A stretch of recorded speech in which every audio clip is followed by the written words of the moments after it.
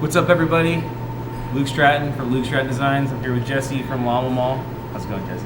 Great, man. How you doing? Good. We had some downtime today here on the third night of the Boston run, so I wanted to, give a new rig rundown. We did a rig rundown. How long ago was that? A couple years At now? least 2 years ago. Yeah, and it was the small room wasn't lit very well. This is to get the full experience here today. So I got a new console that I put out earlier this year. I call it the LPC full size. It's the lighting performance controller. It's designed to go to and from a Grand MA full size almost without translation, if you will. Yeah, so I guess let's dig right in. Okay, cool. So here it is, LPC full size. It's basically 3 APC 20s. They're like an Ableton device. And this is a programmable keyboard, which has all the X keys on it and all the programming keys. I got a trackball and all the necessary lighting hardware and whatnot. But so I get a lot of questions about actually how it's laid out. As a younger designer, I spent a lot of time oh man, if I could just get like a screenshot or a picture of like Chris Kuroda's show file, like that would be the thing, But the reality is that you find your own way to do it, and that's the way that you do it.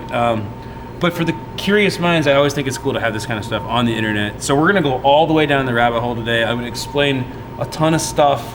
It'll be a long, boring video for some people, but it'll be like a really cool video for a small group, and that's what we're going for, right? Okay, so the way this guy's laid out, all 30 faders down here, and I say 30 because these knobs are also mapped to faders. All 30 faders and these buttons above the faders correspond to the 30 faders on a Grand MA full size. So the split would be like right here in the middle for the first 15 and the second 15. And then above that, above this line right here, I have grids which are mapped to the touch screens. So you can see like this grid represents screen 4, and this grid is screen 3, and this grid is screen 2. And in this particular show file, these two are locked, but then this first one will change when I change pages in MA. So like I've got a color page here. You'll see when I change to the second color page, this grid updates. So that lets me put as many things, basically infinite number of things here if I want them. So let's dive right in. On the first page, my main page is the color page. And the way I have it basically is that this top row is the full rig on any given color. And then I just copy that sequence down and then apply a world filter. So like here's magenta for the full rig. But if I click here, it'll be just the low spots, and here's the high spots, and here's upstage and downstage. So at any point I can punt in any new color combination I want. So often I'll be like kind of playing along if I need to, Or I've got a fade time here for every color or gobo on the console. So if I snap this guy down, I can get a new look ready and either just tap it in, yeah, or I can put another look up and then increase the fade time, and it'll fade to the new look.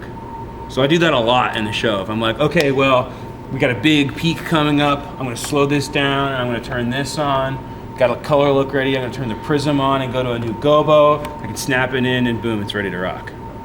Makes sense? So that's the top here is main colors. And then I've got a whole assortment of gobos, which you can see here. I'll turn off the prism. Whole assortment of gobos here for our Arobi points. And then this section here are my 4 main pages that I use. And then patterns for the X4Ss, which you can see those little guys up there. So I can do some wipes and kind of different patterns on the X4Ss. And then this is a trigger for the flat prism.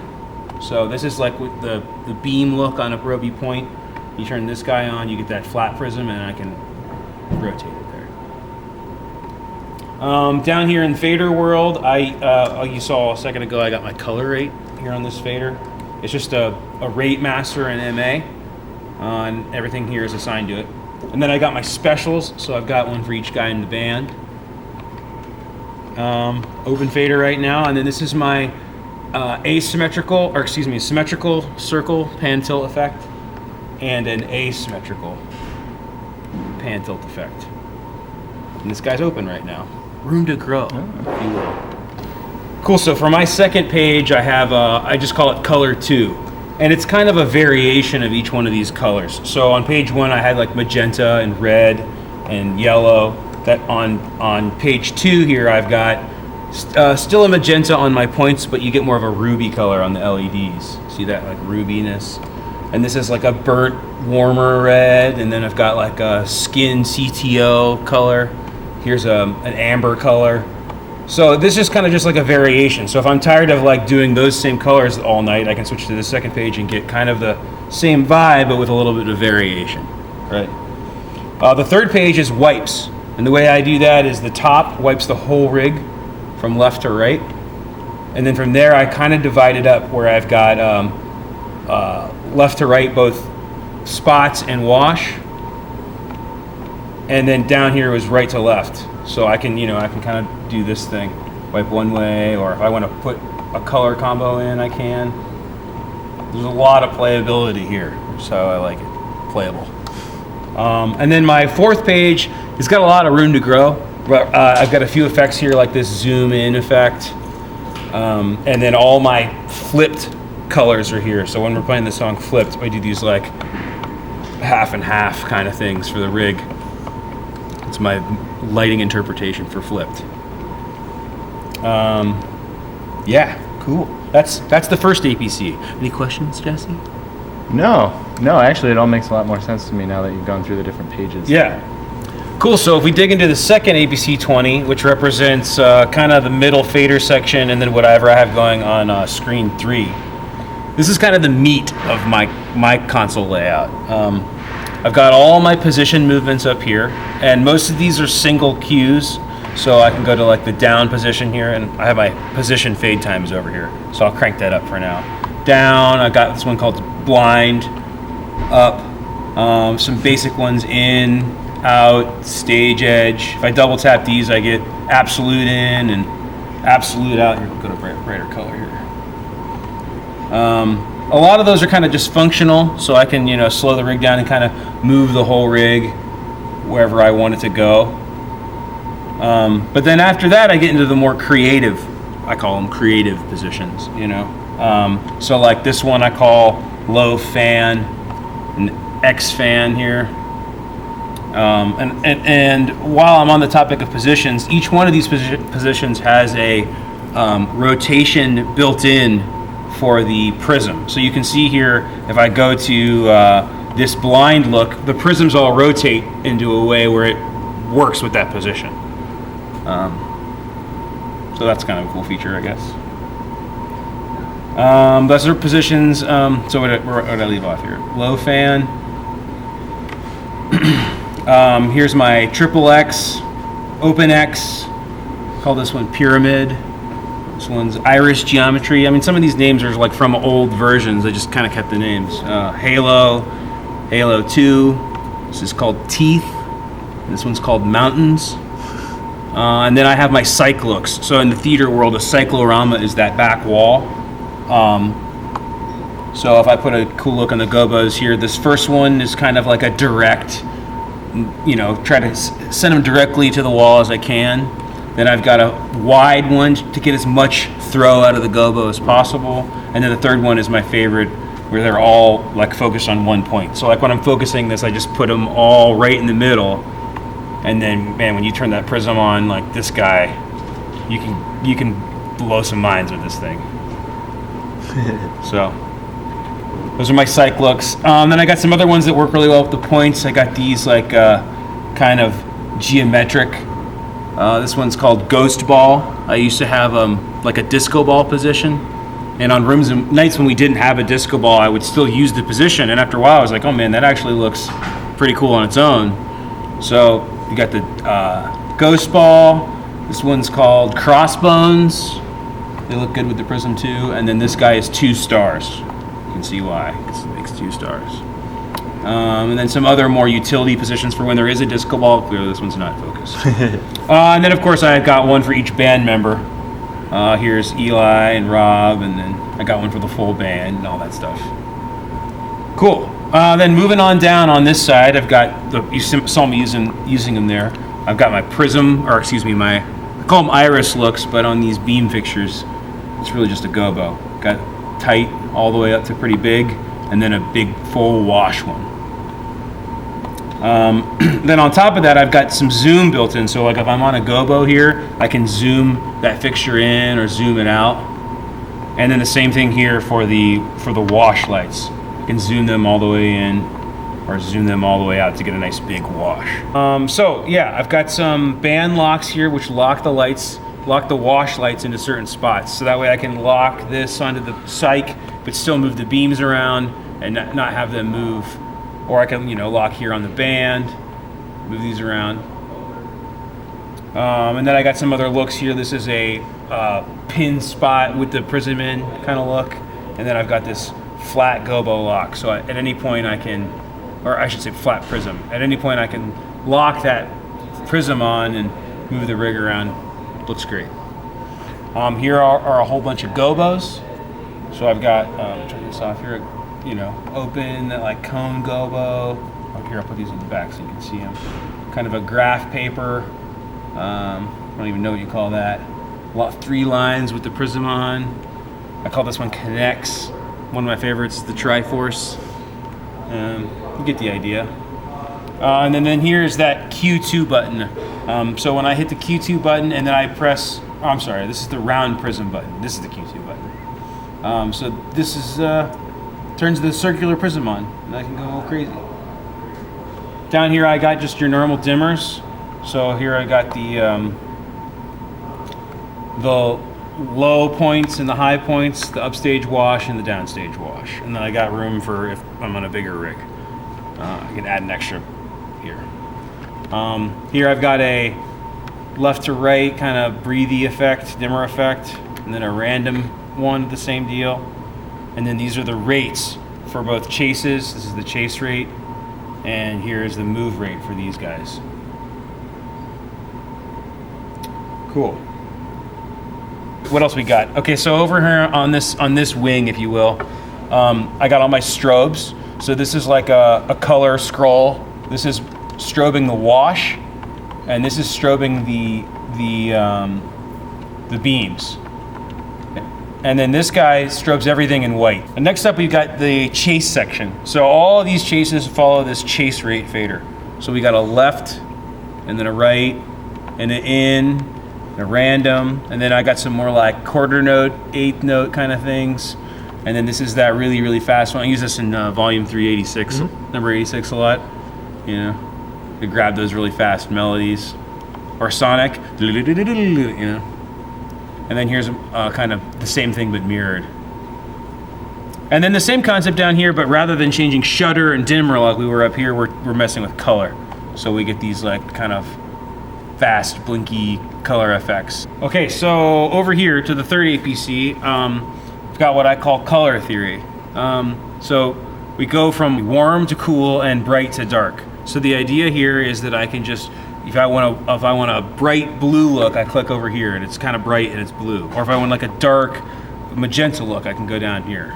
And it's not an exact science, but you get the idea. I can move around and kind of keep the vibe of a certain song or section thematically, if you will. Yeah. Okay, so moving on. This bottom row here, which would be the row of actual physical buttons on an MA, light or ultralight or full size. I've got two sets here. This over here are my resets. So this will reset the beam to open, and this will turn off any effects I have running. So like if I had this dimmer effect running, this will fade, 2-second fade out of that. Or if I had a movement effect running, this will stop the movement effect and fade it all back down. Okay. Then over here I've got my, what did we call it earlier? Like a quantizing fade time section. So what I can do is I can click this stop and it brings all my rates like this to 0. So that's the stop. And the tap, I tap in a tempo. And when I click the go, it copies that tap tempo to both of these fade times. So the effect here is that I can tap a tempo and then click a new look and a position with a gobo and a prism, and then when I hit go, I get a 2-measure fade.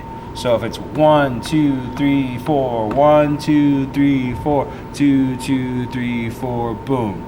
So you can get really, really tight fades in time with the music. And if you tap half time or double time, it can be, 4 measures or 1 measure. Then I got some more things over here. I've got a twinkle effect, as I call it. And then I got just a pan movement, a relative pan movement, a relative tilt movement. And then this is a stack of other movement effects. So I can click the load button to pick one, say wave, boom, there's wave. Or if I wanted to do, this is Dance Ninja. They're got all kinds of weird names for them. Yeah, and then over here I've got this kind of LED breathing effect. And you saw this one earlier. This is a color wheel sine wave effect. And this is a focus. You saw this a bunch this weekend, where I've got, I used to just kind of leave the gobo in focus, but they kind of look really cool when you bust them out of focus. Okay, so this is the programmable keyboard. It's pretty much all the programmable keys off of a Grand MA. I got all 20 X keys mapped down here, and those can be executors like I have them right now. So like, on my show file, these are blackouts, and this is like a white or a blackout wipe. I've got some bumps. These will bump on in thirds. And then I have some like LED color bumps here, so you can do this kind of thing. A white frost blowout, if you will. But you can also, using these buttons here, set them to be, here now they're programming keys. So these are MA tricks for aligning and selecting the rig in groups and pairs. And here's some keys for just picking different groups of fixtures that I use a lot. And then here on my first view, I actually have views. So all these different buttons will go to different views in the software. Yeah, that's pretty much it. That's pretty much the rig rundown, I guess. Yeah. What did you ask about programming? So like when you come in every day, you go through like a step of programming. Focusing and stuff. Yeah, just focusing in general, but like you go through, you program like your left, your rights, your ups and downs. Yeah. Okay. Well, so there's a couple of positions in here that I didn't show you that are basically determine the parameters of the room. Here, and I'll show them to you now. Like this is effects left, and this is effects right, and effects up and effects down. So basically, I key those in each day, and then this effect uses those 4 positions so that it always looks good. Like it uses those as the parameters. And then there's also a big step in like if I have other house lights that I'm going to use. Like for example, the downstage lights here, I cloned from lights that I don't actually own. So rather than having to spend a bunch of time programming for these, I just copy the programming over. How did you decide on the water bottle trick? You're talking about for you internet people, the way we get to this one, which is a little off right now, but every day Nick puts up a water bottle with gaff tape around it on a mic stand. I mean, I just needed something to point all the lights at, and that's clear. So you know when you're there, but you also know when you're not there, So it makes focus, like, because we just, before we did that, we would just be like, someone would go stand down there and tell me what looked off from where they were, and we'd move each light one at a time. It took forever. Yeah. And it's like, it looks good in most places, but it's cool to just have it be right everywhere. So if you're in the front row looking up at it, they all meet at one point, Same with this one. So we need to touch them up today. Pretty close. What's your favorite look as far as positioning goes and/or sight? Oh, I mean, dude, it depends on the room, Like, I mean, of course, the psych stuff is really cool. Like, I like this one a lot with the prism on. It seems to be very psychedelic, for lack of a better word. Like here, we put that on with this effect. That's a pretty standard go-to. Also, if we go to this glow sticks look, open the beam, we go to this guy and go to this look. That's maybe the most standard of my looks. Green beams, purple wash, blue front wash. Because it just looks. It looks like black lights and glow sticks. That's what it makes me think of. It makes me think of like high school, like listening to, Fish and rave music. Have you talked about some of your color scheme names. Yeah, I mean, it got cut out of it, so we'll go back over them. He's talking about the color theory. Here, I'll just go through them real quick.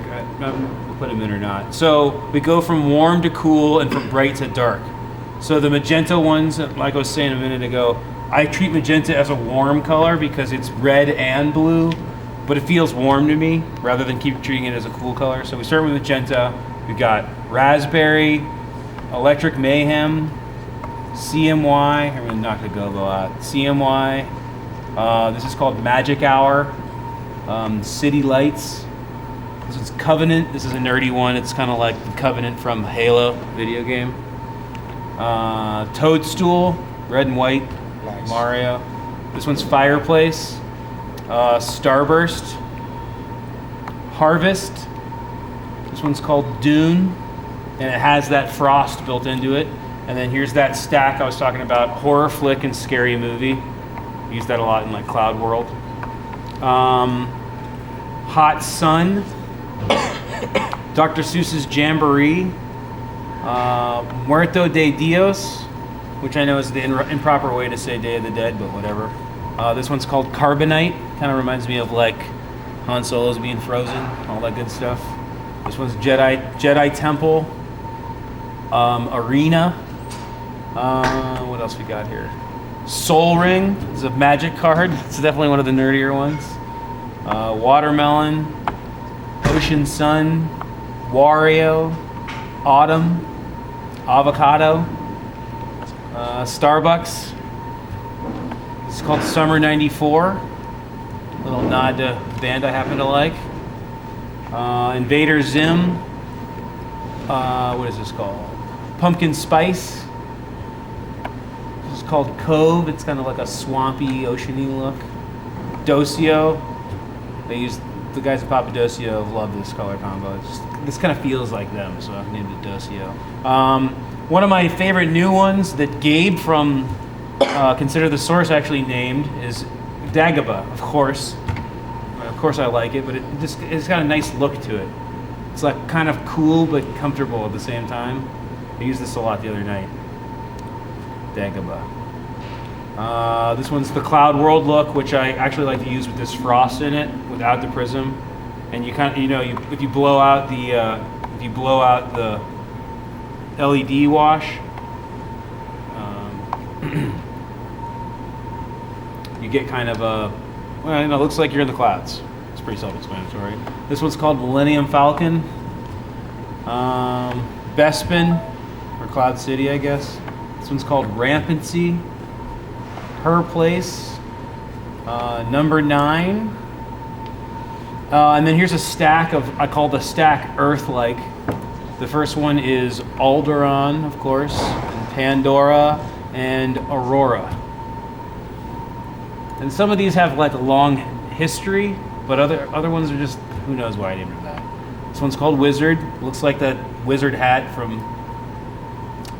the Fantasia. You've seen that? It's like a blue hat with the stars on it. And the second cue in here is called Castaway. This one's Alchemy. This is a new one for this tour I happen to like a lot. Cotton Candy. Get the globe out of there. Cotton Candy, Sub-Zero, Under the Sea, Electric Forest, Netrunner, Marshmallow, Fruity Pebbles, even though they're not pebbles anymore. Fall 97, Moonrise, Transylvania. Kimmel named this one, or he helped with. We're coming up for a look in the second part of Dracula's Month. So Transylvania, Cowabunga, which we talked about earlier, Chihuly, Wonka, which I like to use this one for nerds with the prism. Rasta. Let's get the Rasta. France, of course, in French bowling, and Rainbow. I got a couple others that aren't on buttons right now, like Dragon and Hive, Halloween. Where's Halloween? There, Halloween. Abyss, Blacklight Party, and then these are my ones for turn by turn if the band ever plays it again. This one's called Rubik's Cube, and this one's called Solved. That one's not working right now, but I used to have it so like one looked like a really random Rubik's Cube, and then at the end when they talk about solving it, it would look like all like in order.